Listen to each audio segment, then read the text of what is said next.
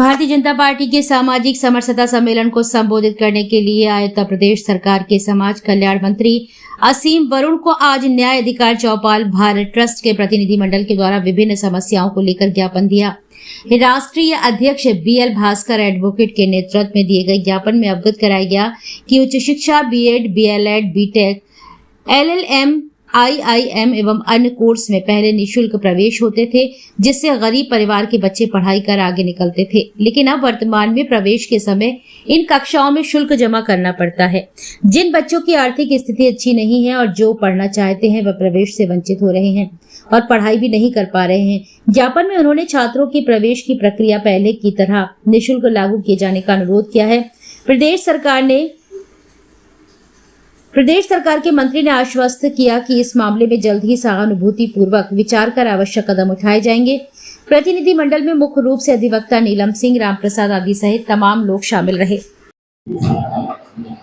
किस चीज का ज्ञापन आज आपने दिया मंत्री जी? मैं पहले तो अपना नाम बता दूं। मेरा नाम BL भास्कर एडवोकेट, राष्ट्रीय अध्यक्ष न्याय अधिकार चौपाल। आज इस बात को लेकर ज्ञापन दिया है माननीय मंत्री जी को कि जो अनुसूचित जाति जनजाति के छात्र छात्राएं हैं, तो उच्च शिक्षा में या निचले स्तर की शिक्षा जो भी होती थी तो पहले उनको प्रवेश मिल जाता था और छात्रवृत्ति आती थी या जो उनकी क्षतिपूर्ति आती है तो वो संस्थान को चली जाती थी।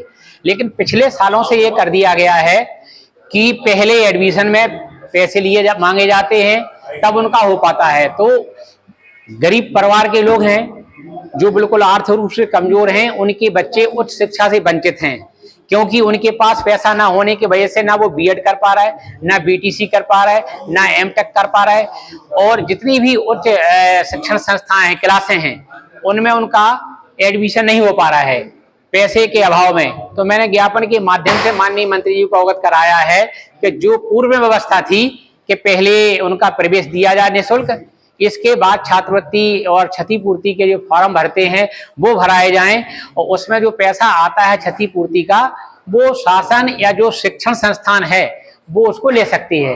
तो इसमें ये व्यवस्था की जाए जिससे कि गरीब परिवारों के, चाहे अनुसूचित जाति के हों या सामान्य जाति के हों, वो उन्हें प्रवेश मिल सके और उनकी छात्रवृत्ति मिलने पर वो संस्थान को प्राप्त करे। तो माननीय मंत्री जी ने कहा है कि ज्ञापन बहुत आपने अच्छा ध्यान आकर्षित कराया है, इस व्यवस्था को मैं शीघ्र ही करने जा रहा हूं, उन्होंने आश्वासन दिया। इसी बात को लेकर जी अभ्युदय योजना में तो अभ्युदय तो उनको जब वो एडमिशन मिलेगा तभी तो कर पाएंगे। वो जब एडमिशन नहीं मिलेगा तो अभ्युदय योजना में कहां से प्रवेश कर पाएंगे।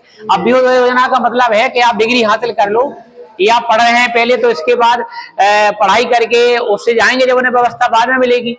कोचिंग के लिए है वो अभ्युदय योजना, ना कि शिक्षा के लिए है। उसके लिए मंत्री जी ने आश्वासन दिया है कि इस व्यवस्था को हम शीघ्र करने जा रहे हैं और आपने ज्ञापन दिया है, मुझे बड़ी प्रसन्नता हुई है और इस व्यवस्था को मैं लागू करने जा रहा हूं, उन्होंने स्पष्ट रूप से कह दिया।